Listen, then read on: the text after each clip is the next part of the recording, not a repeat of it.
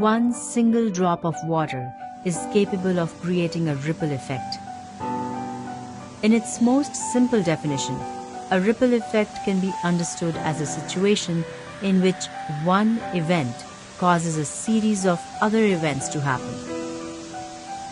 In some cases, the ripples will eventually stop and the original balance will be achieved.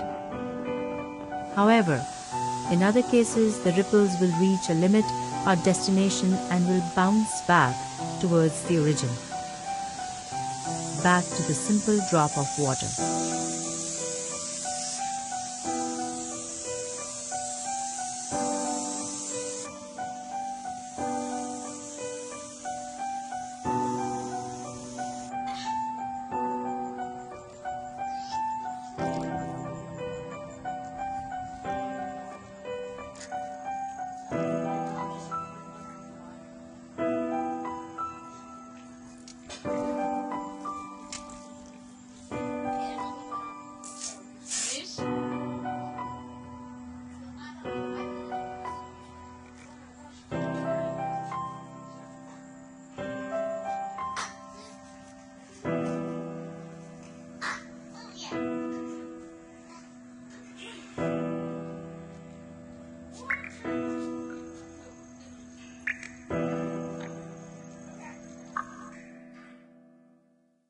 Natasha is an elementary school student.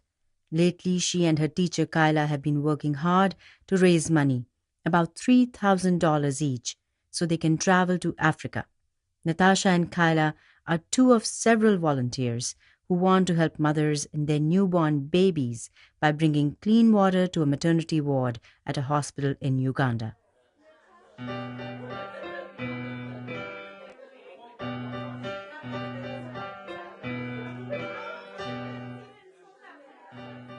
My dad was saying, I'm going to Africa to help, and I thought it would be a great experience for me to go at the other side of the world.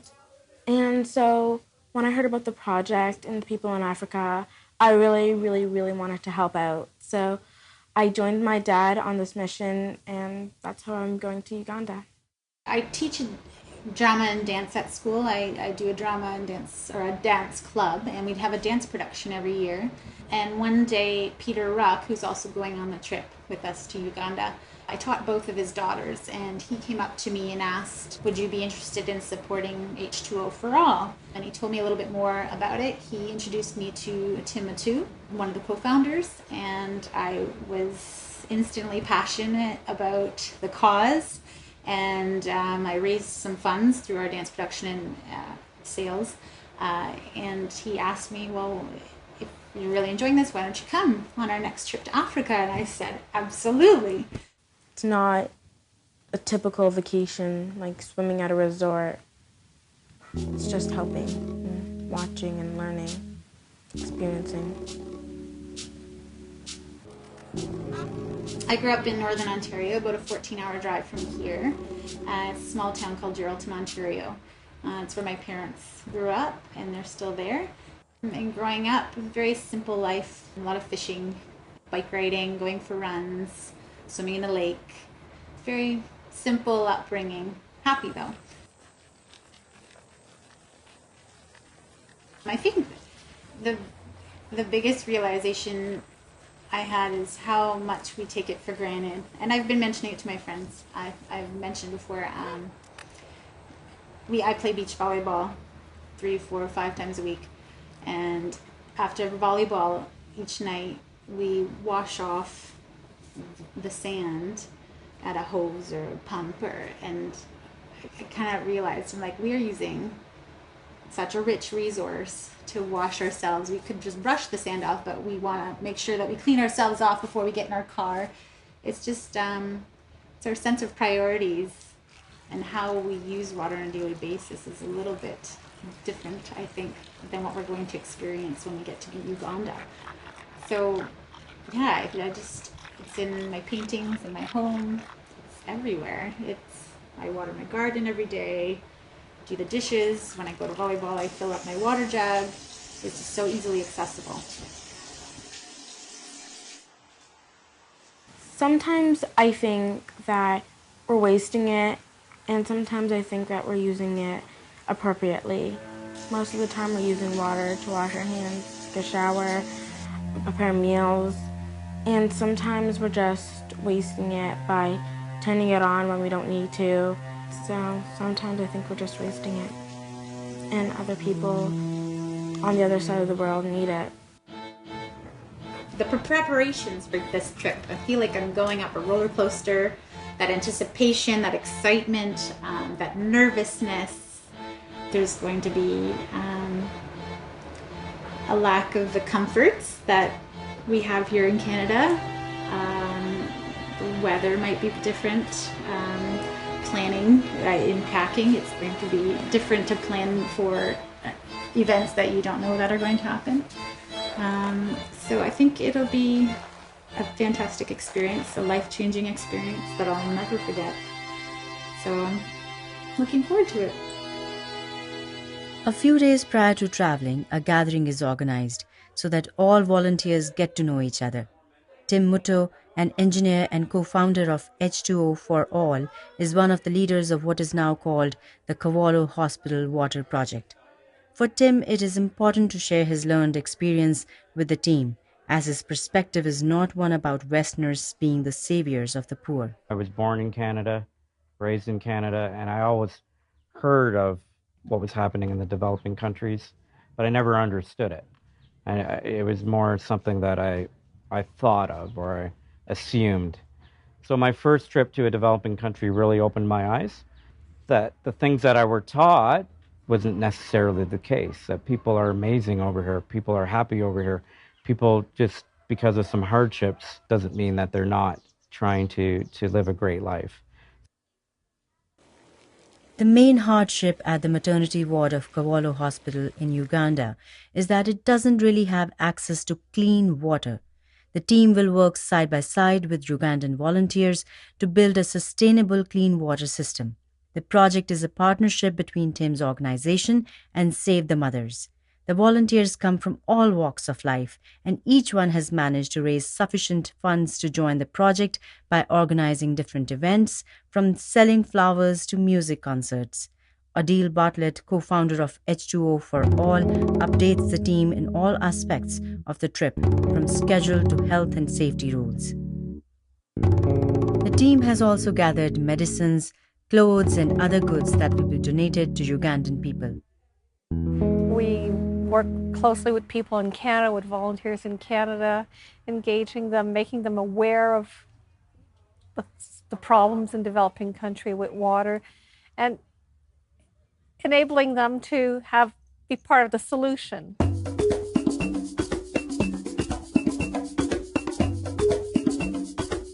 In order to maximize the amount of goods that will be donated, each member of the team carries as many bags as they're allowed. In our particular case, the airline allows a few more bags as we are traveling with a non-profit organization. Our small film crew is also part of the team. We travel from Canada to the United Kingdom and finally arrive at Kampala, Uganda's capital. The process of working with other volunteers starts from the moment the team leaves the airport. Everyone and everything will travel in the same bus. On the one hand, it provides an opportunity for all volunteers to interact together, but on the other is also a safety measure.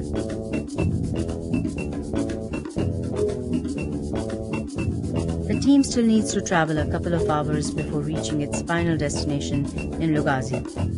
As we travel, we first notice the lush green and the amount of water due to rain. However, obtaining clean water is the main issue in this country, especially for the rural areas where more than 33 million people, or 84% of the population, lives, according to statistics from the World Health Organization and UNICEF's Joint Monitoring Program for Water Supply and Sanitation. In Uganda only, about 2 million people are served with piped water. Of those served, 1.5 million are in urban areas, while the other 500,000 are in rural areas. In a country that almost reaches 40 million people, this amounts to about only 5% of the population being served with piped water.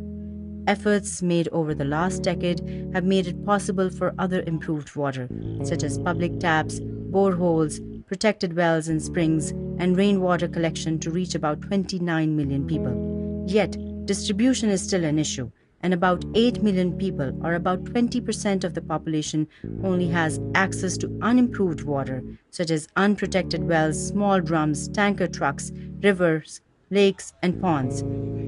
The work of the team becomes more than relevant in this context. Today we're headed on Jinja Road. We're just left Jinja, and we're headed to the Kawolo Hospital. Our team just flew in from the UK yesterday. So the plan for today is we're just getting everything organized in terms of equipment, and we're getting all the water parts together, all the water system together, and we're going to be doing that. And also we're going to be inside the hospital looking at different parts in the maternity ward that we're going to begin to be painting. Kawolo Hospital is one of the government-owned and aided hospitals in Uganda. It is located 50 kilometers from the capital Kampala, in one of the busiest highways that runs from Kampala to Jinja, continuing to Kenya and Tanzania. The hospital serves a population of over 1 million across 4 districts in the area, as well as those traveling through this main highway. After 2 days of traveling, we finally arrived with the team to Kawolo Hospital. In this brief period, we have seen some of the real Uganda. We are received with open arms for the work to be done. A tour of the facilities puts everyone up to speed as to the existing limitations at the hospital. This is the kind of water we are using around. I have several tanks, rainwater coverage. As we shall enter inside, you will be seeing this tank covers the laboratory department, then the other one covers the pharmacy department. When the water is there in the tank, when you open here, find the water is flowing. It could be better for this water be treated for proper consumption, because sure as you seeing it there, directly when you get it from the water tank, we use it without treatment. It is morning time, so only a few patients have shown at the hospital. Yet, in a few hours, the amount of people coming in for help will increase considerably. The limitations of water and therefore of sanitary practices are not only visible but can be perceived by all our senses. I was in awe of our first tour of the hospital. I felt like I was constantly holding my breath and at a loss for words. It was very emotional to see the conditions that the patients had to endure and the staff. The simple basics that we would see in one of our hospitals or clinics back in Canada are not here. Just looking around the site, even basic safety materials like fire extinguishers hadn't been checked since 2005. Some of them look like they've been here since the hospital has been opened. Hygiene, completely different. They barely have enough beds for all the patients that they see. There's a constant stream of patients coming in here, and I can only imagine, I think we were told 300 patients a day. It was just a constant stream, and the waiting room is full of people. When we go to the waiting room in Canada at a clinic or a hospital, usually there's a dozen people. There were dozens of people, 30 to 50 people at a time waiting just to be seen. And the one thing I noticed was everybody was very patient. Nobody was getting anxious about their wait time. They just sat patiently and waited for their turn. They had their name taken down and they sat in the waiting room. And some people were waiting since we've gotten here today, I noticed. The same people are still waiting on the same benches. Government hospitals are supposed to serve one district each. However, Kawolo is overloaded as it is currently serving 4 districts.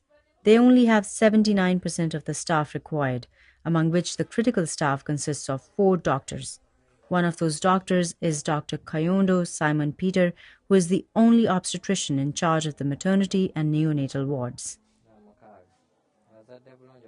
Amidst his busy schedule, Dr. Simon makes some time to officially receive all the medicines and supplies that the group is donating to Kawolo Hospital. First, I would say we are very thankful, extremely thankful, because let me tell you, as much as this is a government-aided hospital, but 50% of its running is because of our partners, who are not government actually. Right. So everything we receive, however simple it might seem, however little it may be, it makes a very big difference. So we thank you very much. We thank everyone who has contributed to this, and we promise you we will use it to make a difference. Thank you. The hospital staff and Zach, one of our local assistants, take the supplies to a storage room. There, each item is properly enlisted by hand in a paper notebook.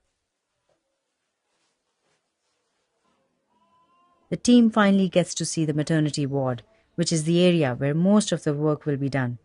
Pregnant women who have just arrived to the ward, most with other children, wait patiently sitting outside.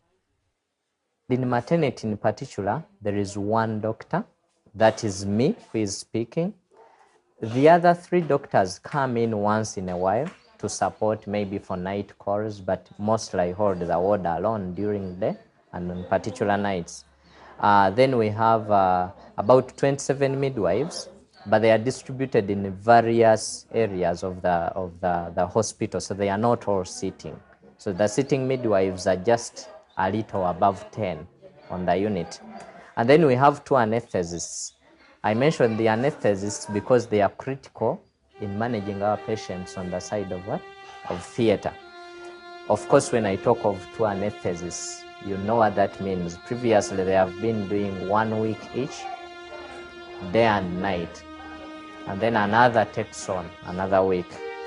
The maternity department in particular, coming back to your question, is a very, very busy department because just in general terms, without quoting any figures, we admit and manage up to 4,000 patients in a particular financial year. 4,000 patients. We have between 3 and 5 cesarean deliveries on a daily basis. So at the end of the day, we usually record between 50 and 70 cesarean deliveries in a month. The number of patients and deliveries is not the main challenge for Dr. Simon and his staff. The main challenge is the lack of clean water. Specifically, I'll talk about the water challenge, which is a very big challenge, which has been with us for a very long time. Our water sources are majorly 2.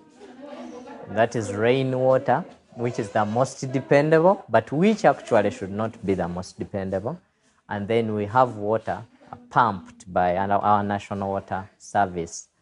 However, they both have challenges, because if you have it rain for a month, then it can shine for 4 months.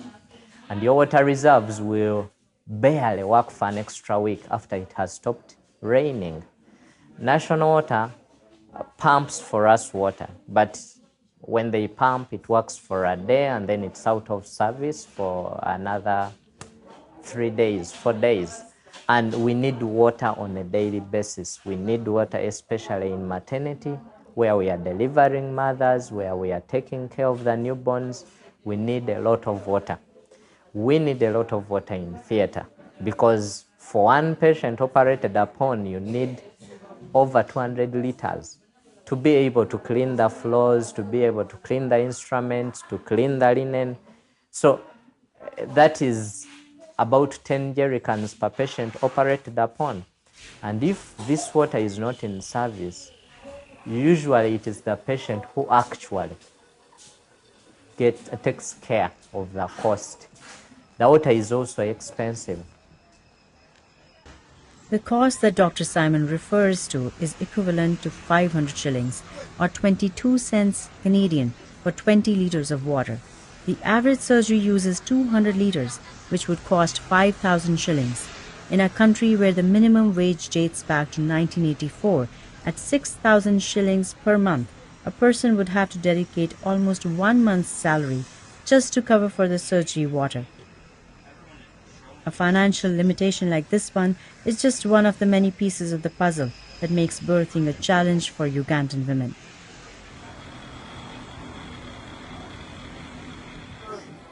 You can get your pants on this side, okay? You pull up there, okay? You pull pull up there and I'll pull down here. How's that? Ready? 1, 2, 3, go! Whoa. Dr. Jean Chamberlain, an obstetrician and director of the International Women's Health Program at McMaster University, spends 8 months of the year working in Uganda, committed to saving the lives of mothers and their babies. She's the founder of Save the Mothers, an NGO whose main mission is to eradicate the root causes that negatively impact birthing mothers. Well, I think water is definitely connected to the whole issue of safe motherhood.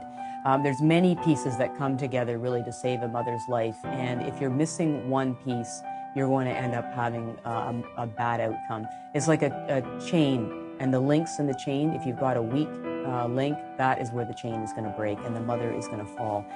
Water is related just in terms of infection. I think of Kawolo Hospital, where I went in the first time and went on and turned on the tap and there was no running water. And the midwife admitted that it had been at least 5 or 10 years since they had any kind of water in that facility. So there was no wonder that they were actually wheeling a patient out to go and have a hysterectomy after she'd had a delivery. She was going to have lose her womb because she was so infected after this delivery in that place. So running water, clean water is so important. It's not even enough just to have water. It really needs to be clean water as well too. As health workers, the most important means of infection control is hand washing. You can talk about so many things. You can talk about protective gear, you can talk about, but the most important is hand washing. So I have to wash hands before and after touching every patient, you know. So if I don't have running water in the taps, that is a very big challenge. If I took you to our theater now and you actually see how we wash hands when there is no water, you would cry. When someone refers to the phrase, "you will cry," we think of it as a figure of speech. But as Dr. Simon takes us further into the operating room, the phrase acquires a different meaning. Which was put in place decades and decades ago. As you can see, some of these taps are already upside down, and most certainly there is no water that comes out of them. Now I have turned on, there is no water that comes out of them. So this water system is already dead, to say the least. Now this would be an ideal scrub area because one, you can turn this with your elbow and then be able to scrub here without touching. But they are all dead. They are dysfunctional. Okay? Now let me show you what we actually use on a daily basis. So this is our new scrub area. As you can see, it's entirely not meant for theater because I have to either turn this with my hand, and certainly I need to turn this with my hand. Now you have come at a good time when our National Water Service probably pumped water yesterday. So we have some water flowing, and it rained like 2 days ago, so we have some little water also flowing from our rainwater. But as you can see, it's running low.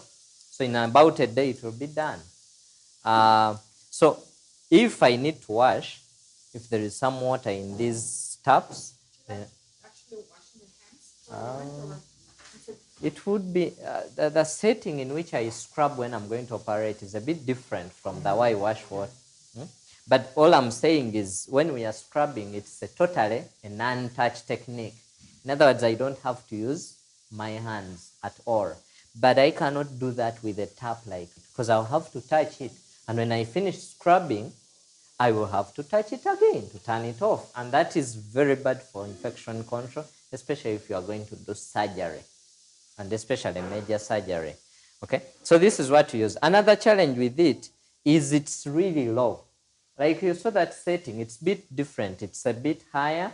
And so I have all the space to scrub up to the elbows and, you know, and turn off the water with my elbow. This is low. So as I'm washing, I'm inside this sink. And I can hit myself against the sides of the sink. That is a big challenge. But now these are technical issues that come with the infrastructure of the theater itself. Yeah, but they are part of the water challenge. Yeah. And then sometimes none of these taps has any water. actually most of the time. So I have a jerry can, say, like here, and then I pick this jerry can, I pound myself, and then I wash, I scrub, and then I pick that jerry can again and power. But remember I said it's supposed to be a non-touch technique. So it beats the understanding. But because we have to save these lives, we have to calm down.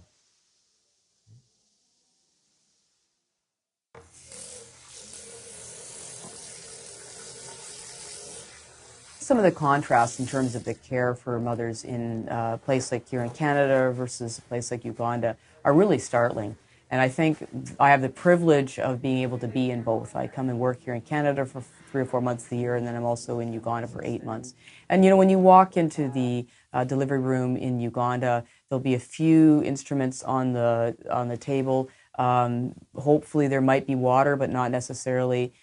Even intravenous bags that have either normal saline in it, which is like salt water, or regular water with sugar in it. They may or may not be available, and patients actually have to go out to a pharmacy somewhere and actually get it. And for us in the West, we can't even relate to the fact that you'd actually have to go out and get the things that you need for the hospital. So really the very basic things are often not available for women in East Africa, versus when I come here at St. Joseph's Hospital in Hamilton, I walk into a fully stocked cupboard. The things that we need are available, and if they're not available there, we can phone down to the main storage area and get them. And so really the contrast is so great, and yet the needs are the same. They are multiple. They are numerous, starting from protective gear, linen, in theater especially. I mean, it hurts if you have to abandon, say, an operation because the linen has run out. In theater, you do 3 operations and linen has run out. Surgical instruments in theater are also quite limited, and those that are in place are worn out. You know, these are some of the things that have been here for decades, and they have not been replaced, they have not been maintained. But that is the situation we work in. Well, when you're lacking resources to treat patients, sometimes you just have to be more creative. Instead of using a certain medication or a certain piece of equipment, you may adapt something to try to be able to help the patient. And certainly I see that happening all the time where people use their imagination to, and sometimes those are good things as well too, but in general, you feel like you're giving substandard care. When you know the care that this patient should be getting and yet they're not getting it, you feel disappointed. And certainly the health workers in many of these countries have been very well trained. They know modern medicine, but the thing is they don't have it at the tips of their fingers. They don't have that particular medication, or they don't have that piece of equipment. I've worked many times in the operating room where you're using, we call needle drivers. They're basically, they have a needle on the end of it with a thread, and you're trying to sew the patient back together again. And the needle driver will keep slipping, keep slipping, keep slipping. And you can imagine there's a big blood vessel there, and you don't want your needle driving slipping right when you're trying to, sew something that's very important. So accidents can happen that way more when you have substandard equipment. You become frustrated as a physician and as a health worker because things aren't working as you know that they should. And yet I think I also really take my hat off to people who work in those situations because they're willing to push through. They know that things aren't as good as they could be, but they're working with the reality of what they have. Dr. Simon and his staff are constantly adapting to such realities. Yet, the lack of resources becomes even more critical when it comes to birthing mothers. Where the patient delivers, the delivery coach has to be cleaned after delivery. We need water for it. The patient herself needs to clean up after delivery. She needs water for that. The clothes, the linen we have used, the protective gear, the boots, the aprons that we have used during the delivery needs water to be cleaned. So it is an all-round, something we cannot do without. So basically, actually, if you don't have water, you better not even start on attending to a patient because you get stuck. A woman in Uganda is going to have the same, if not more, complications than the woman here in Canada. And so the care that you can provide as a health worker is so much more diminished if you don't have the tools that are in your hands. It's great for you to be there, but what can you do if you don't have the medicine? What can you do if you don't have the sutures? And so that's really the need, is to make sure that the system is in place to help the skilled person be able to give help to this mother. For Dr. Simon and the staff at Kawolo Hospital, the financial reality of their patients is often considered as a factor to determine what resources they need or not. Having to push our poor patients to fund bills for water, and that is on top of several other challenges, because now we are talking about water, but we have several stitches to be used in theater. They are quite costly. They stock out all the time in the hospital. So if they are not available, the patient has to take care of it. So on top of those other many things, urinary catheters that the patient has to buy, you don't want to add water, because water should be something simple to provide. And that's pretty expensive on many of our patients. And sometimes we actually end up footing these budgets ourselves, because it's a critical patient, you have to work, you cannot wait. There are several servicemen that fetch water from very far sources outside the hospital. So those are actually the servicemen that charge. So what we do is we pay them, again, like I said, on an individual basis, because if the patient can afford, then you call up that man, and then he goes and fetches that water from far away on a bicycle, and then brings that water to you, and then you work. So you cannot work if there is no water. The other option is, sometimes if the patient is really that destitute, they cannot afford anything, then we look into our sources within the hospital, and sometimes from the staffs. And again, we mobilize money and buy from those servicemen. Otherwise, we have no way around it, absolutely. While our crew has been absorbing the reality of the lack of water in the maternity ward and operating room, Kyla and Natasha, together with the rest of the team, have managed to bring a ray of light into the maternity ward. It has not been an easy job. The team needs to carefully remove old posters, some of which are falling apart, but they still have valuable information for patients and doctors. Counting only with paint, they try to fill holes in the wall with as much paint as possible. I painted again. I painted the whole day, and it was so much fun. I barely slept last night because I was so excited to do this, because I knew I wasn't just coming here for fun. I was coming here to work, and I was really excited to work. The first thing I noticed was everyone greets you with a smile.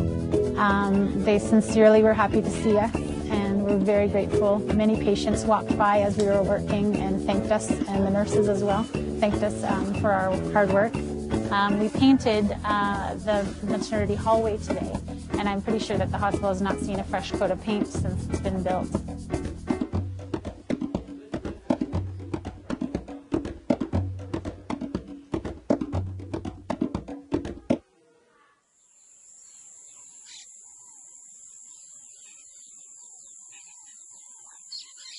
It's the second day of work at Kawolo Hospital.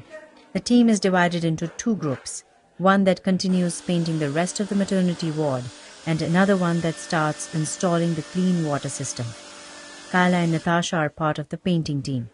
Unfortunately for them, the job has to be done while birthing mothers are still using the maternity ward. There is no additional space in the ward where mothers can be while the work is taking place.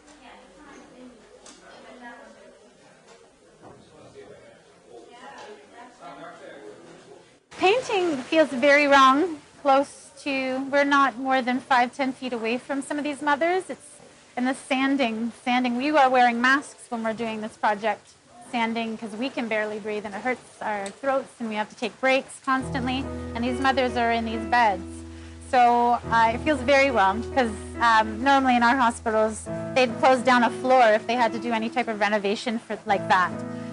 Luckily, the paint that we're using doesn't have strong fumes, so we're lucky that way, but I am very concerned that it's no place for a newborn and mothers for sure. I wasn't very comfortable because I want to give the moms personal space for them to be, I don't want to make them uncomfortable, and I don't want to make myself uncomfortable. I want them to be in their comfort zone and me to be in my comfort zone. The team installing the water system has better luck. Although the process is much more complex, they have the support of people from the community who in return will learn how to maintain the system while it is being set up. The project involves the installation of 25,000-liter tanks with solar pumps. The water will be collected from the roof of the maternity ward and immediately flow into collection storage tanks where it will be stored and then treated for use. The clean water system will provide, on average, approximately 5,000 liters of rainwater per month for cleaning, washing, and all the needs of the maternity ward.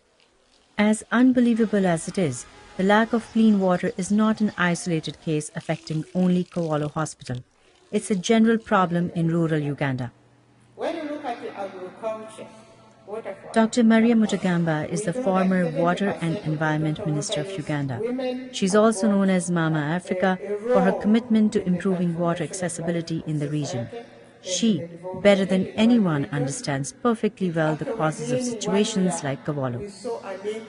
The answer lies in its availability, because water was available almost everywhere, and as such water was taken for granted that would be there anyway. It didn't require planning. You just walk around and get water. So it actually remained a woman issue. A woman is supposed to fetch water wherever you get it from. It will be in the house. The husband comes, eats, washes, and all. So even the issue of cleanliness, clean water, was not judged on the pathogens or whatever. It was judged on how clear this water. Now, as the population has increased, you find that there is more contamination because of human contact. Like in Kampala here, we had about 801 wells, which we protected as a ministry. But now, because the population is so much, all these wells are there but contaminated. So they are no longer safe. It's not clean water. We have put water facilities. We don't have the required skills to maintain them. So you find you take a borehole to a certain locality, and even when it is on a small chain or a rubber that has broken, it will remain redundant because they don't know what to do with it until somebody, or it is reported to the minister or the MP reports it, then they come to you as the minister, you call the district water officer to go to that location to find out. And you may find by the time it gets to you to know, it has been down for 6 or 10 months. So that is another area. We need skills down there. We don't have sustainability built into what we do. Because when you make a tender, we want the cheapest, okay? So when the cheapest contributes, whether it is coming from China or India or Bangladesh, for us we take that one. But after it has been installed, you find that you don't have the skill or the sustainability built into that one. Then fourthly, is because of population. Our population growth rate is one of the highest. And as such, it is undoing whatever we have put in place. Whereas in 2005, I could talk about being able to supply water to 900,000 people, Ugandan, per year. Now I'm overstripped. I cannot talk about that because the population keeps growing. And as such, I am not able to reach out to the so many people that have come in, and yet I have the old to maintain. So it is a multiple problems, but we are trying to find a way of handling one by one. But, I think we are overtaken by the factor that the population is growing so fast, Climate change is hitting us left, right, and center, and the resource envelope is also dwindling. But for Dr. Mutagamba, as well as for most Ugandan women, the lack of accessibility comes with a high social price, as fetching water is considered a woman's task. Before getting into politics and becoming a minister, Maria Mutagamba had to fetch water for her family, just like all other women. Even as a minister, she continued doing it for a while. Reduce the uncertainties of allocation.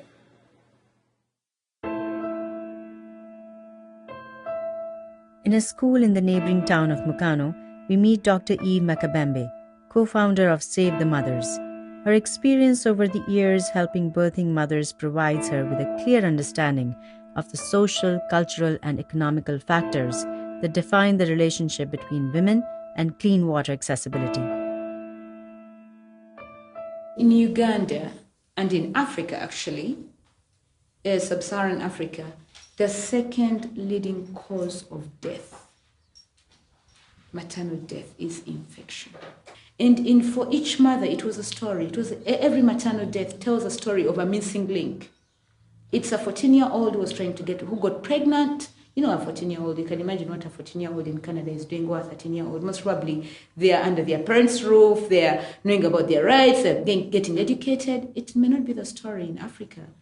A 14-year-old is being prepared for marriage, but at 14, you remember your own life at 14. Most probably you're dreaming big. I want to be a journalist, I want to do this, I want to change the world. But at 14, somebody has to be thinking for you. So you're busy in theater trying to save a 14-year-old who you're telling, please go and buy linen, or not linen, but sutures, something, or material, or there are not enough antibiotics.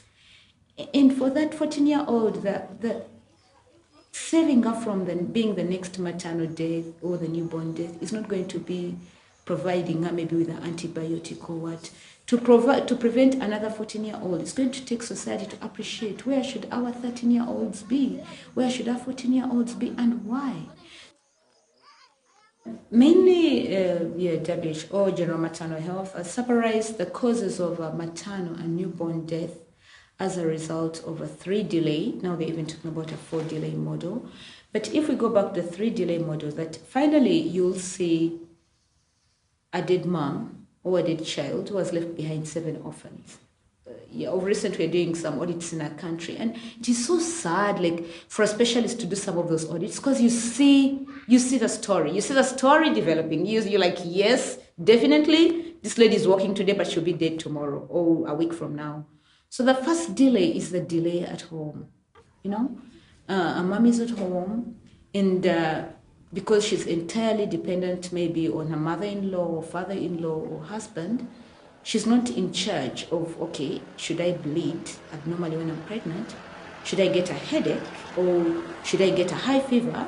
This is the health facility. This is where I go, and this is the transport, because not like Canada. It's not called 9, what do you call it? Some 911. We don't have those kind of things. It's like, okay, so what do I do? So there's that delay in decision making, critical decision making of, I need to move. And this is dangerous because traditionally society has prepared you. You're supposed to be bold and courageous. A bread price was paid for you. Please, when it comes to childbirth, that's a reward to the family, So you're supposed to be strong. You're supposed to be strong like your in-laws. But you don't know how many of your in-laws died in childbirth. You may not even know, but there are many. Now, of course, the second delay after, you know what? I know you told I'm supposed to be a hero woman, but I better get to the hospital. It is transport. You've been on many of our roads during your stay here in Africa. Now, the highway is one story, because it's a bit okay. But when you go to the villages where the most vulnerable moms stay, the commonest mode of transport, like I've said, even if I make up my mind to go, remember, childbirth is not like, oh yeah, let me wait for 9 a.m. and I start labor pains. They can start at 2 a.m. It can start at midnight. In other words, society has to be prepared. The communities, countries have to be prepared. And if you're talking about countries and systems being prepared, it's definitely multidisciplinary people. So it's looking for transport. Now the third delay, unfortunately, is us within our hospitals. Yeah, I keep telling people that even in Africa, I'm a gynecologist, I can save a woman with my eyes closed because I've done so many C-sections, I've delivered so many moms because of our fertility rate, like an average Ugandan woman delivers 7 children. So meaning, if I've trained in Africa, like in a country like mine, I'm more likely to have delivered many more moms than somebody else in Iceland, where, you have, each mother has 1 child or whatever. But even if I was the most proficient health worker, I need an enabling environment. Now, to the community that may not be, they may be like, yeah, go to the hospital. The assumption is there's a very well-trained health worker who has a good environment and my life is going to be saved. Many times that's not the case. So, like you say, it's a building up of events. That it's not fixing the hospitals alone, because even if the hospitals are there, functional, really nice, but the moms are delaying at home because society expects them to be strong women who will push from their village, from their hearts. You'll have an empty hospital. And now that's actually the links, like I've said. It's not about doctors, it's not about transport, it's not about culture, it's a mixture of things. In Uganda, like in many other countries, mothers take care of the home chores, including fetching the water. When a mother dies, the impact in the family and the community is profound. Virginia Plan, director of a local school, knows the impact a mother's death can have on a child's life.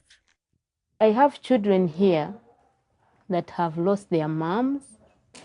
I have one child that lost the mom at birth, and it so happened that this child was born infected with HIV. So now the girl is on treatment, but she has failed to take off academically. I think she feels like, now why am I reading? After all, tomorrow I'm going to die. She's always the last in class. But I've said I'm going to keep her there for the sake of keeping her socially, not to discriminate her.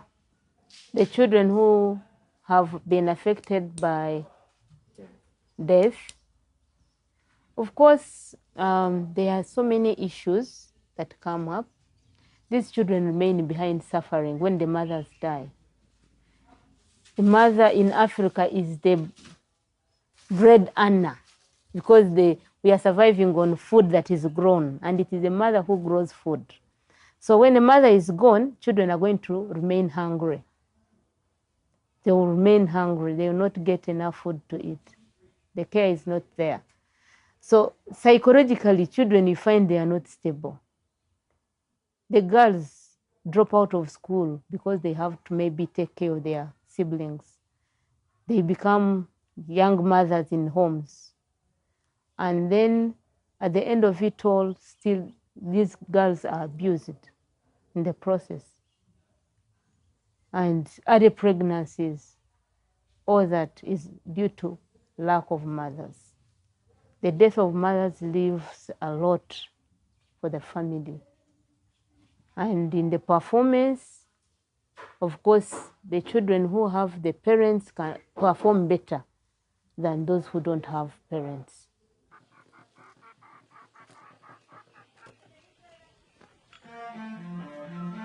Simon is a child who lost his parents when he was very young, and his care fell for his grandmother, whom he calls Mom.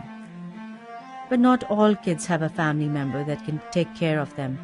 Many end in orphanages, while others are cared by their other siblings. Regardless of who cares for them, kids in rural areas are responsible for fetching water, walking on trips of 5 to 10 kilometers on a daily basis. For girls, the task can be dangerous, as many have been victims of rape. Simon fetches water for his family almost every day, and the amount of time he spends doing this task distracts him from his studies.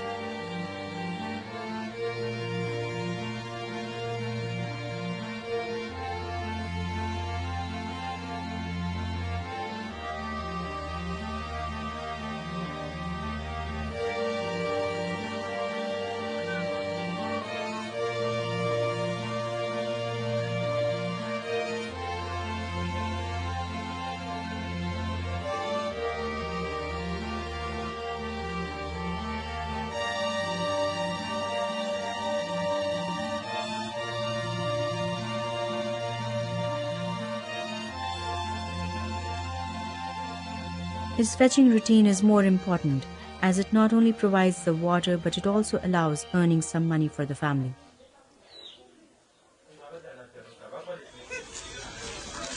And the chest pump? Is that the chest pump? Remember the sprinkler? How do we do the sprinkler? Remember?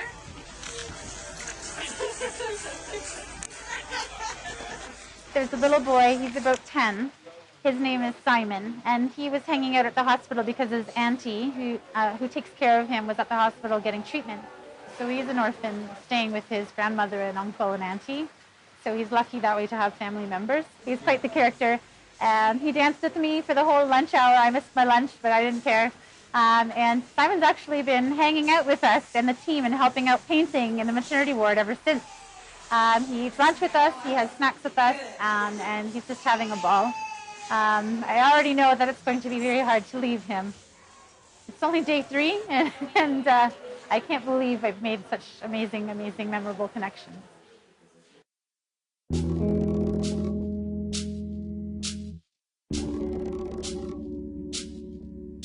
Another day starts for the team and local volunteers.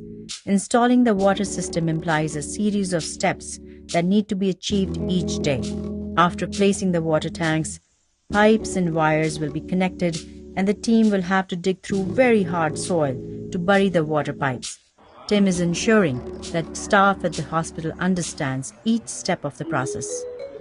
Yeah, we're going to go right across. Yeah, and we can do that with the wire too. With the control wire come here. It's going to come here, and then it's going to... yeah, we're going to mount basically a switch. Yeah. You remember the switches we used? Basically it'll be engaged While each step is carefully implemented for the water system, the rest of the team has almost finished painting the maternity ward and is now moving towards the delivery room. However, they soon realize another one of the challenges that hospital staff has to deal with. The condition of the existing hospital bed mattresses is beyond repair, again due to the lack of clean water. The delivery beds, they are very old and ramshackle. They don't have Macintoshes on them. So you find that mothers, they are not protected at all. They make the ward smell. There is not enough water. You can't wash those beds. So that is a problem. The team walked into the maternity ward. We had finished painting the hallway at the maternity ward, and we walked into the actual maternity ward where the mothers were sitting and sleeping and caring for their children. And another team member, H2O for All team member, and I, Carolyn, we looked at each other and looked at the mattresses that were piled on the beds, and we were stunned. Some of the team members were brought to tears at the condition of the beds that these women were supposed to lay on and care for their newborns on. You could tell that it was an accumulation of about 20 years of bodily fluid. They were broken, they had holes in them, completely disgusting and dirty, and smelt very badly. They were horrible. I wouldn't even put my personal belongings on them. We wouldn't even touch them without gloves, proper gloves, because they were so unsanitary. And I can't believe that some of the women actually choose to either be on the floor with their children, their newborns, or they opt to leave. So Carolyn and I looked at each other and we said, we're going to go buy some mattresses right now. Let's do it. Let's find out where they get them, and we're going to buy them. When you're volunteering in a foreign country, the last thing you think about is fundraising in that moment. Yet, Kyla and team member Caroline use the power of social media not only to share their mattress experience, but also to touch the hearts of others in order to raise the proper funds. Through tweets and postings in Facebook, they draw the attention of friends and people to the Canada Helps website. Carolyn then discussed with Adil and Tim from H2O for All the possibility of perhaps getting them some new beds that we would feel comfortable leaving them with after we've painted these nice walls and made it look all nice. We would not want them to sleep on these horrible beds. So they agreed that we should do some last-minute fundraising. So we were so happy to post some emails back home. We used the Canada Helps website, and already in one night we've earned $700 to help go towards these beds.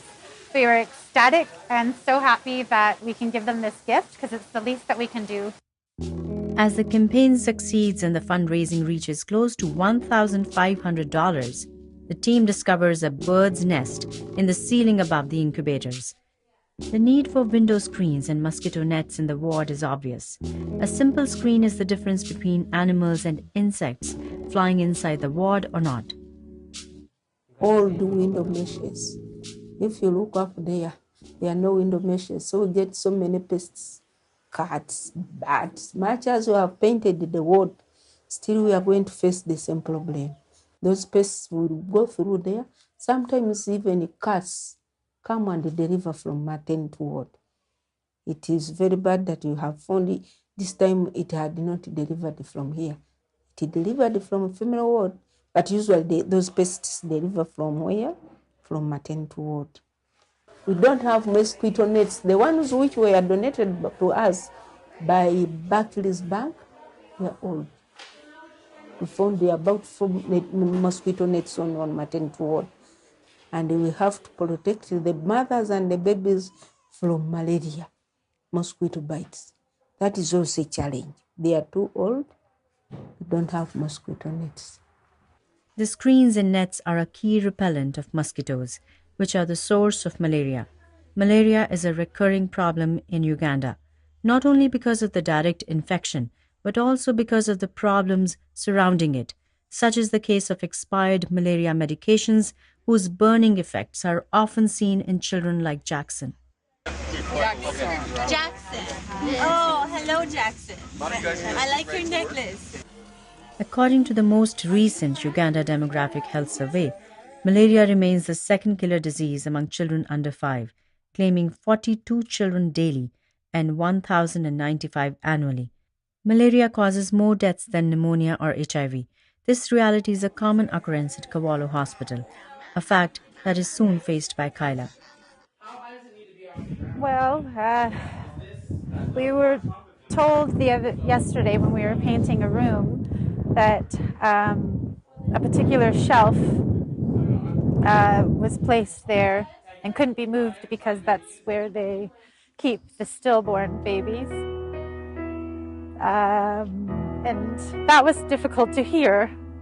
Somebody sent me to go get paintbrushes in a room next to that room, and I walked in and immediately saw an actual dead baby on the shelf. So I immediately walked away and had to go for one of my mental breaks. And it was, I know that it's the norm here,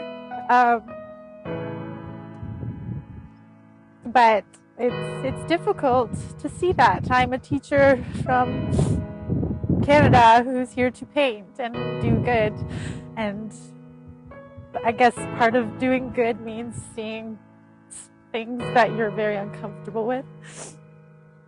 It was tough. My heart was racing, and I just needed to walk as far away from it as possible, but now I need to go back and get back to work because I know the team is relying on all of us, not just some of us. I'm sad. I just think that babies who die deserve more respect than to be laid on a shelf. I immediately felt for the mother, like that's somebody's baby. And sometimes that shelf is full.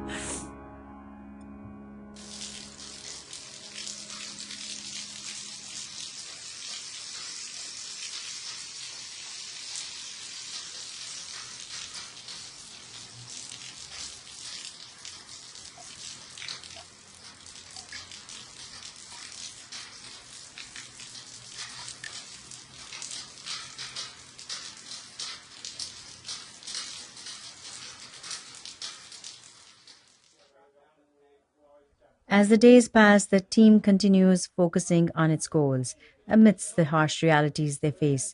As things start falling into place, positive events start unfolding. Even though the water system is not running yet, we witness a safe birth. The mother of this child is probably one of the last ones that will give birth under the limited conditions of the ward. As painting at the maternity ward is almost finalized, locals are fixing the bed frames so they can be ready for the arrival of the new mattresses. Plywood is cut and set on top of the frames to avoid damaging the new mattresses. While this takes place, moms and newborns still have to endure the noise and work surrounding them, but the wait will be worth it.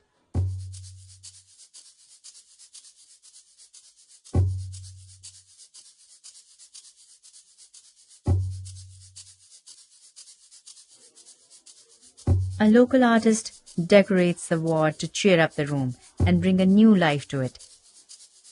Finally, the new mattresses arrive.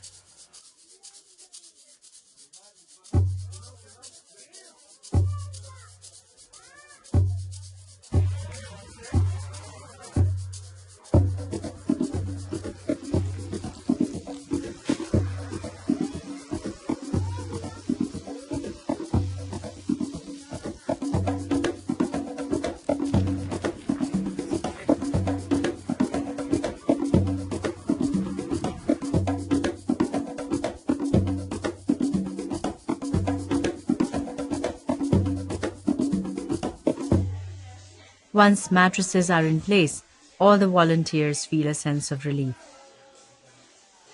The final touch-up in the ward is the mosquito screens that are mounted on the windows. This morning, we walked into the maternity ward to say hello and to see how things were being set up and how it was going. And we noticed that many of the windows had already been covered with the mosquito screening that we were able to purchase with some of the donations. You could just see the people. The first thing that a couple of the local gentlemen who were standing by mentioned was, now we won't get malaria. Now we won't get malaria. They're very conscious that this could be preventative. And I'm really excited and thrilled that we can give them this gift of just peace of mind, to be able to sleep at night and not wonder if you're going to have malaria. And these poor babies who are days old, being exposed to wide open air in these hospital rooms. I'm just so glad that we can give them the opportunity to sleep with peace of mind, knowing that the mosquito screens are in place. So starting probably by the end of today, they'll be ready to go and they can have a great sleep. I'd sleep there on the new mattresses. With the arrival of the new mattresses and the mosquito nets, the goal of improving the maternity ward seems almost completed. The key to maintaining the cleanliness and operation of this ward depends on having access to clean water. The team and the staff know this. Once the water is available, hygiene will be easier to sustain. Mattresses, linens, floors, etc. will be cleaned regularly. I think having running clean water in a health facility is transformational for all of the health workers that are there, whether it's the midwife, the nurse, the doctor, the cleaner, just making sure that there's water available both to do the daily activities of the hospital. You need to care for the patients, you need to clean up, all of those things. And if you think about even the person who's cleaning the hospital, if they're using dirty, contaminated water, they're cleaning the bed, they're doing all those things with dirty water, it's just going to increase the infection. You think about a mattress that's just loaded with bacteria. You may not be able to see it, but it's very, very dirty. Then the mother comes from the delivery room. She's going to be staying on that mattress now for the next couple of days, being exposed actually to harmful bacteria. So having running water, clean running water, is going to help each one of those health workers do a better job, even if they don't realize it, because they don't see themselves actually contaminating other patients. But by giving them the clean water, giving them the tools that are more effective, they're actually going to do a better job. And I think in terms of the wider community, having women come out from the hospital safe and without an infection is so important. And people vote with their feet. If every woman who goes into that hospital comes out with a terrible infection, people stop going there. They just realize that, you know what, that's the only place you go when you have no other hope and you're dying. But we don't want that. We want people to come out from the hospital healthy and without an infection. And that's what running water, clean running water, can do for that place. Certainly. Certainly. And if we want to judge that, I think we should come back after this project has been opened up, and then we shall assess the difference it will have made on the unit. Of course, we would have wanted so much for it to supply other areas of the hospital as well, so that they can have some breathing space, but maybe it won't be possible in the near future, probably much later. But we would come back later and then reassess and see what difference it has made. And trust me, it will be big, or rather it will be big, because we have received a few small things before, and they have made an immediate impact. They have given us linen in theater, and now we could ably say that where we could do 3 operations and stop because we don't have linen, now maybe we can go to 5 and 6 and 7. So there is always an immediate impact. With water, considering its impact, its importance in our setting, you will see a very big difference in just a very short time. Most of the work by the volunteers has been centered so far in the hospital. However, helping the community has been one of the intentions from the very beginning. Many of the members have managed to obtain donations such as clothing, toys, and shoes, which the community receives gratefully. We were in the kids ward, and there was a little boy, and I think his arm was broken, and it was very sad to see that. But when he gave him a teddy bear, he just lit up, and he was so excited, and he was so happy that some people came and made his day. As the donations are given away, Kyla feels proud of her students back in Canada. Through these donations, a bridge has been created connecting kids in opposite sides of the world. One kid helping another kid through Kyla's contributions to the project. But soon, she is asked to contribute even more. Simon makes a special request she is unable to refuse. Dear Madam, application for sponsorship. I humbly submit in my application letter, I am Ugandan, age 11, and I am still in primary 6. I'm well blessed with wisdom, but because of poverty at home, I am unable to proceed with my studies. I would be very grateful if my request reaches your highest consideration. Yours sincerely, Simon Sally. Treasure this always. Kyla is interested in sponsoring Simon, but requires more information. He invites her to meet his family. Does your grandmother speak English? Sorry? No? Does Auntie? Well, Auntie must, because she wrote me that letter, right? Your uncle's wife, yes. Does your uncle speak English? When they arrive, it is quite obvious why Simon is requesting the sponsorship. As it happens with many kids in Uganda, the government does not provide free schooling. So the money that Simon earns is not enough to send him to school. Is that Grandma? Oh! Hello! I'm Kyla. Nice to meet you. Thank you.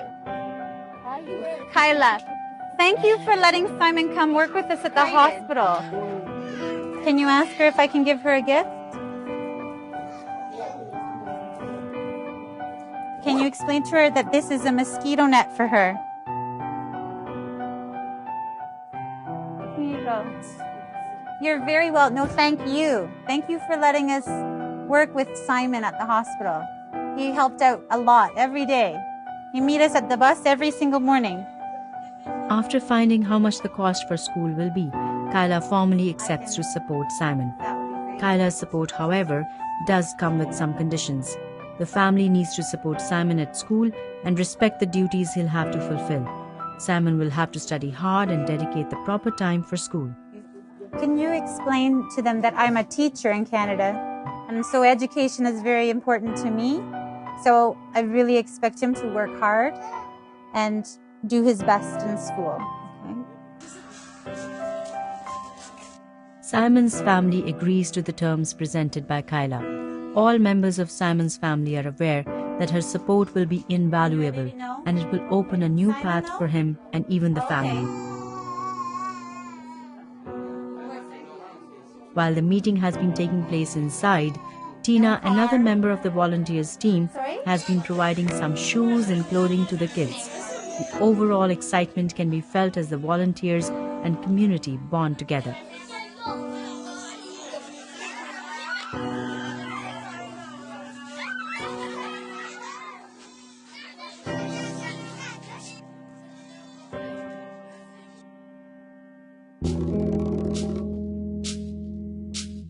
So, yeah, Tim. Yeah. What are you doing there? These are not designed for this battery. No. Back at Kawolo Hospital, the team is feeling the pressure to finish installing the water system. There have been a few setbacks, the main one being the hard soil that has delayed the pipe's placement. Luckily, the team also counts on the support of the community.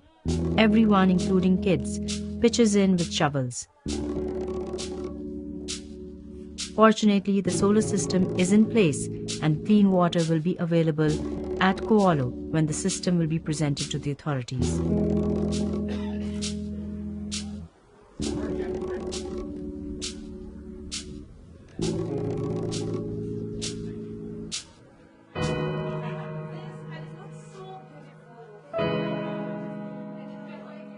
After 8 days of hard work by the team and the local volunteers, the project has come to an end. The maternity ward is fully painted, decorated, enjoying new mattresses, protected from mosquitoes, but above all, filled with new energy. Word of the work done at Kawolo has echoed into the community, thus the maternity ward is fuller as well. As the team and authorities visit the ward, Natasha experiences the thrill of one of the first babies born into the new maternity ward. It's the first time in that hospital, and the first time ever, I held a newborn baby, a day old, and she was so cute, and I got that opportunity, and that was on my bucket list for this trip. Finally, the local authorities see firsthand the clean water system. So this is the purifying system that the water comes in through this wall, and it's using minerals. There are no chemicals that are being added to the water because chemicals are not good for consumption. So this uses a mineral system that the water throws through the mineral system, comes to drinking quality standards, and then it flows into this tank, and it's done automatically. There's a float within the outside valve. It senses if there's water, and when it senses there's water, the system turns on, and it automatically fills this tank until it reaches the top. That's a good question. The only thing to maintain are these probes, which probably will last about 2 years. Yeah. But I will be back, and Odile will be back in Uganda. We come back at least 2-3 times a year. I'll be back in February. And we're working with your staff. We work with your staff, train your staff on how to do this. Yeah. And we've worked with local people to install this. So we work with local people to do it. So Ben That's knows correct. how to care for it now. That's correct, yeah. Okay. That's great. And I'm grateful that you've used local people and also talked to them about how they can come and meet. We've used local parts too. The only thing that we didn't use with this ingenuity is that's from Canada. Just this part and this part. Everything else has been bought and helping the economy of Uganda. All the tanks, all the pipes, everything other than this. Yeah. So we're trying to help stimulate the economy and help bring some funds within the economy to make some movement. Okay. Yeah. So thank you. So this is the water that we are giving. Purified. That's purified and that we are now giving. Blessed it very much. Okay. So You drink it as I a drink living it. example. Then you drink it. Oh, thank you. In Africa, that's a bond. They say sharing is another way of saying I love you. So this is our gift to you. Oh, And thank you it's the very much. beginning of giving you this. The ceremony is over, and it is time for the team to leave Kawolo Hospital to head back home. Without too much time left, Kyla says goodbye to Simon, promising to come back in the future.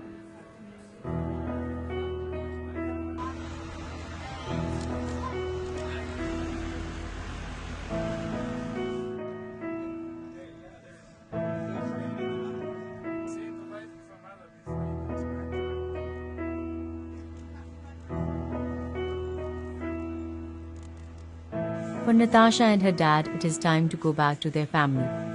For the whole team, Uganda and its people have a new meaning. And for them as Canadians, they have a deeper understanding and appreciation of Uganda's life.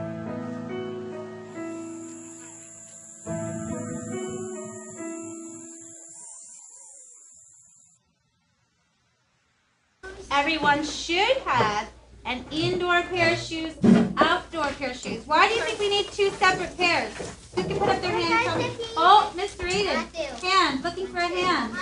Maddie, why do we need two separate pairs of shoes? I don't have one.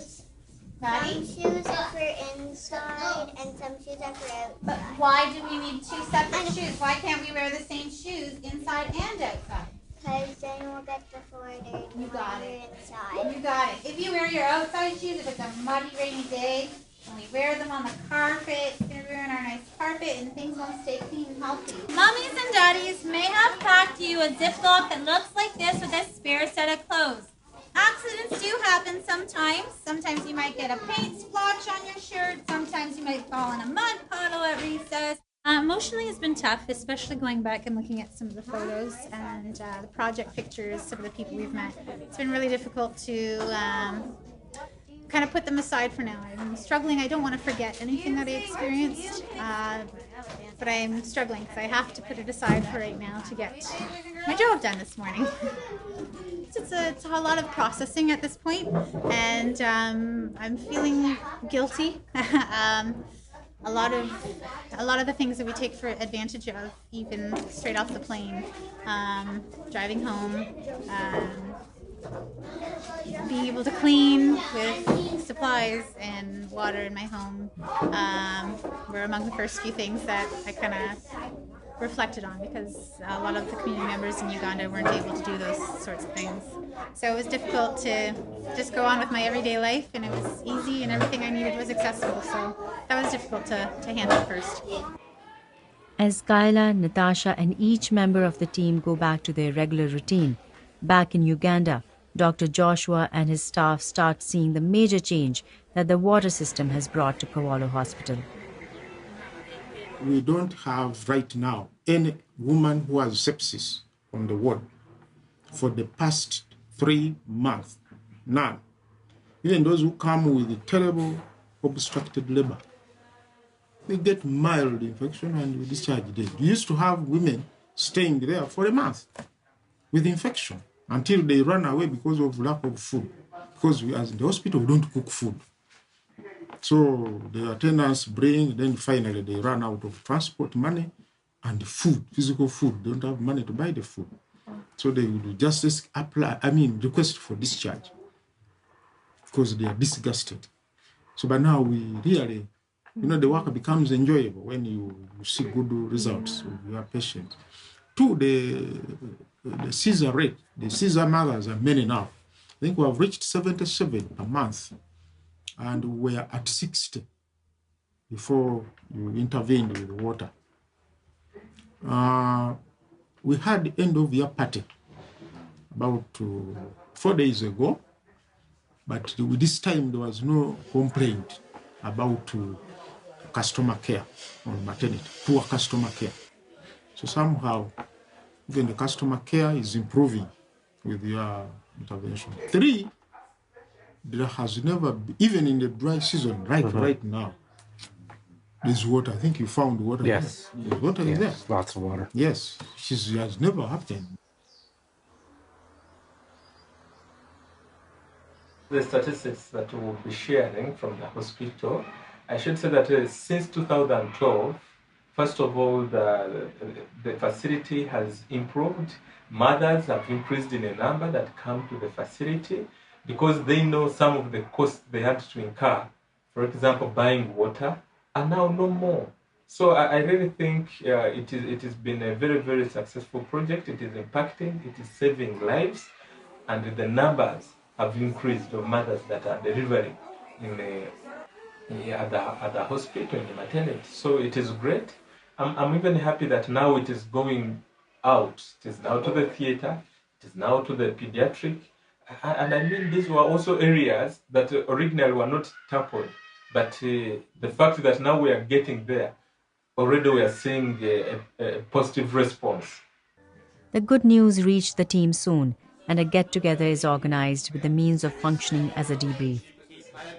While the memories and pictures bring joy, very soon the impact of the lived experience is shared by everyone.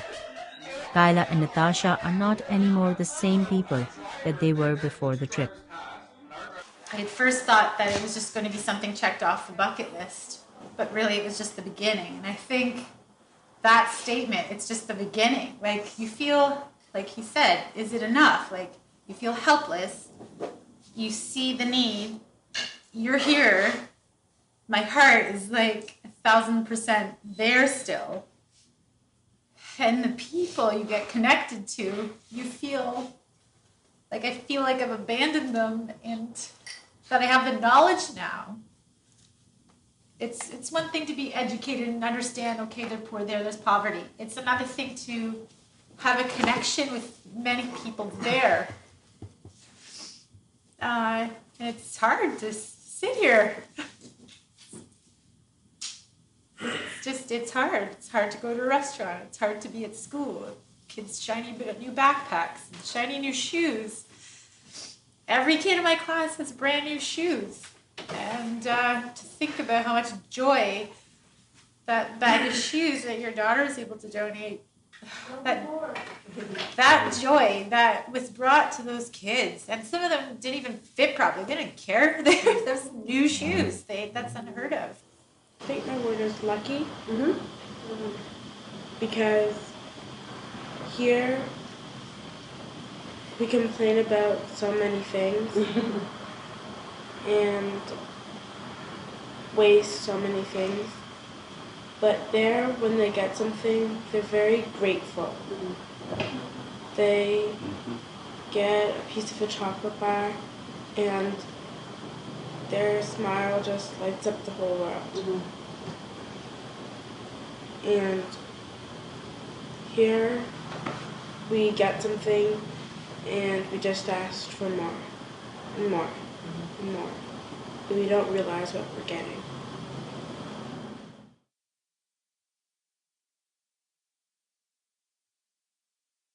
I think I've changed in the way that I'm when I'm faced with a challenge or a struggle, I kind of put it in perspective.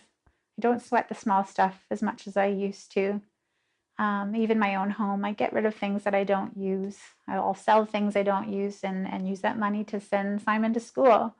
I think with the level of knowledge that people have, clean water should be a human right. There are a lot of people suffering and dying needlessly. There's a lot of babies who don't make it past it just even a couple minutes, all due to clean water. Just because of where we're born geographically, does that make us more important than them? Absolutely not. It's heartbreaking to see such great people in this world, and they're not given the same chance that we are, just based on where we live. There's so many concerns and troubles and challenges in this world, but let's start with something as basic as clean water, because I don't know if I can look another baby in the face knowing that they're not going to be given the same rights as maybe a baby in my own family or my friends' babies. I knew I needed to go back to Uganda as soon as I touched ground back in Canada. I shed some tears on the flight back. I went through my photos and videos over and over, and I knew that there was more to be done, so much more that needed to be done. And then you make connections with people. Connections will bring you back time and time again to people who you care about. I'm so excited to see Simon. I promised him I would be back. I made a promise to him that I would return to see how he's doing. So I've got to keep my word, and I'm excited to just give back as much as I can. Just knowing that there are so many good people who are trying to survive day by day, every day, with what little they have. It's hard to not want to help and to lend that helping hand. It's hard to have that awareness and just ignore it, and I don't think people should ignore it. I think we need to offer our skills and our knowledge and our experiences to help others to want to reach out as well. That's really, really important to me. And everybody leaves a legacy, and I hope mine is to educate others on communities that need things like clean water and medical attention.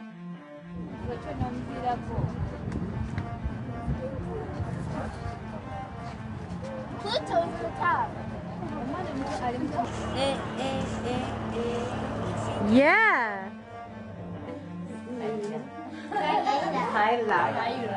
Simon goes to school now. Biggest transformation for Natasha? I think we've taken this journey. It's a very eye-opening. I mean, from she's 10 years old, I think she's going to mature. She's probably mature slow, much faster than a normal 10-year-old. She's getting to see some stuff that I didn't even get to see until I'm way over my 40 years old, so 40 years that age. So she's seen some of the stuff that a lot of kids her age will never see. So I think she's going to be willing to take that back and work and find how she can at least continue helping, even if it's one little boy. This last week has been extremely heartwarming, the most precious moments of my life, and the most heartbreaking. There have been no days where there are situations here that we just don't face at home, and we just can't be numb to it. So I feel compelled to act after an experience like this. This experience has been very humbling. To see the conditions that these people live, to know they have a hospital here that really truly cares about the well-being of them, but is not able to provide basic necessities like water, basic necessities like a comfortable mattress to lie on. This has been a very humbling experience, and really appreciates what we have back at home. My experience, I think the word that I've been using a lot is just unreal. I encounter situations that I'm like, oh. For example, when they explained to me what they used the shelf for in the hospital and that they put stillborn babies on there, and just the manner in which they said it as if, you should know this, it caught me so off guard that I was laughing, and she didn't understand why I was laughing, and it was the only emotion that it evoked. And I've just had these experiences over and over again, and yeah, I think that's kind of what's been the biggest, the best description of this experience. It's just unreal. There's nothing else I can use to describe it. I think my experience has been incredible. I couldn't have traded this for anything else. I think it's been a wonderful time just meeting different people and, being in the maternity ward, specifically being part of mothers who bring life to this world and seeing those babies. I mean, I can't describe it. It's been just incredible. It's huge, it's big, it's hard for me to encompass. It brings me to tears because I realize a part of me has been superficial. Is hi, how are you? And I realize now that I need to go deeper into relationships because you really don't get to know a person by just greeting them, a simple handshake and saying, hi, how are you? That I carry back with me to go deeper into relationships, find out the needs of people, and then not just sit, but provide. Two things I think I'd cite. A lot of hope. I see that the children are very capable. They're just as capable as children in Canada. They're bright, they're very inquisitive. You hand them an iPad, or in our case, a Motorola Zoom, and they are manipulating files. We played Angry Birds yesterday for an hour, and they're very adept. A little bit of frustration too, because I worry about their ability for the future, because the resources are so limited. Speaking with Nicholas's father, we're going to help sponsor him so he can go to school. He wants to study to become a doctor one day. It's just so difficult because of the practicalities of life. He walks to school, he walks home. then when he gets home, he has chores to do. He has to go get water, and you don't turn on a faucet like we do. He's got a long haul to get water. And then he has to cook and clean and take care of his younger brothers and sisters, his niece. It really limits time for study. So it's a little frustrating there. You'd like it to be easier. I think what I'll take away with me is the resourcefulness of the people who work here and who live here. Their willingness to smile and embrace a new person. Their trustfulness, their desire to change what they can change.